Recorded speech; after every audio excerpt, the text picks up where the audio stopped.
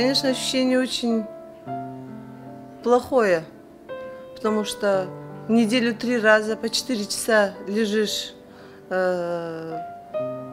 на этой процедуре. И эта процедура не просто колят толстыми иглами. Конечно же, бывает высокое давление, низкое.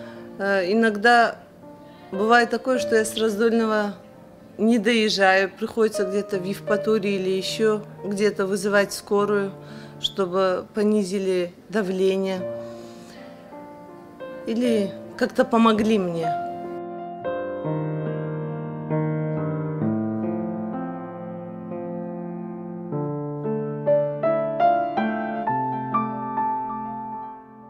Врачи сказали, что мне вообще рожать нельзя.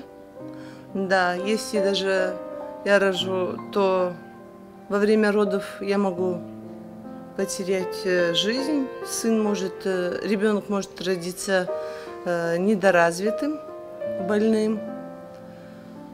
Но я почему-то в это не верила, потому что я себя хорошо чувствовала и решила все равно идти дальше, идти вперед. И на 29-й неделе моей беременности так получилось, что анализы ухудшились, и я родила сына. 29 недель, кило 250. Вот. После этого я еще держалась годик, а потом я сдала. У меня отказали почки.